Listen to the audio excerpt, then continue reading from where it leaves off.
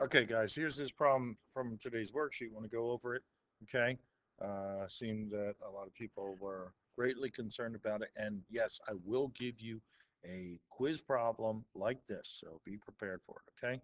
So here's the problem as we see. Okay. Find the x and y intercepts of the line tangent to the circle, x minus 2 quantity squared plus y minus 2 quantity squared equals 5 squared at the point 5, 6. Okay. So with this information here, I have my line, my circle, okay? My circle center, obviously here is at 2, comma 2, as I can pick those out as the HK values, 2, comma 2, and the radius is 5. So I drew my circle out here. My radius is 5, okay? Now, what is it after? It's asking for this point, okay? And somewhere up here, this line is going to cross over, let's say up here, the y-intercept. Well, okay, I can't find the equations of the points, the intercept points, unless I find the equation of the line. I can't find my equation of the line unless I have, okay, either 2 points or 1 point in the slope, okay? Because all I have is the point C, its coordinates here are 5, 6, okay? So I do make some recollection about how I can find and what I remember the relationship between this radius and the tangent. So remember, tangent is perpendicular to the radius.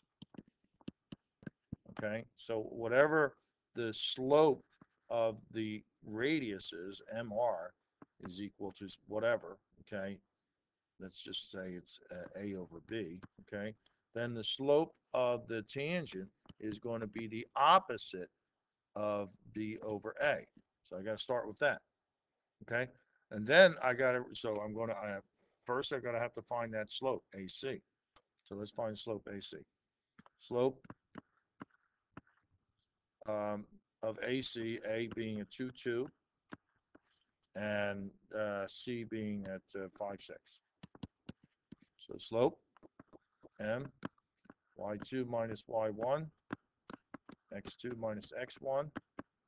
So that's 6 minus 2 over 5 minus 2. Okay, so that's 4/3, right? 4/3. This slope has this segment, this radius has a slope of 4/3. But remember I said up here, I need the tangent radius. Tangent radius. So the slope of the tangent is the perpendicular slope, which is going to be negative 3/4. Now I need to find my equation of this tangent line. Of course, the equation, I have to remember my point slope form for the line. Y minus y1 equals the slope m times x minus x1. Okay? So what is my slope? My slope is negative 3, 4. What is my y1, x1 point? My x1, y1 point? Well, that's the point here, 5, 6. So I'm going with 5, 6, and the slope, negative 3/4, into this formula to find the equation of this line. Okay, so it's going to be y minus 6 is equal to negative 3/4 of x minus 5. Okay, now again, I don't want to mess with no fraction. Don't mess with no fraction. Multiply by the denominator.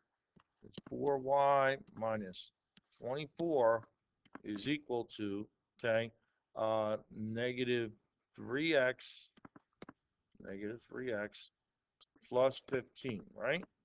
Let's put that in standard form. Put that in standard form over here. So that's 3x plus 4y is equal to 39. Okay, good. So that's the equation of my tangent line right there.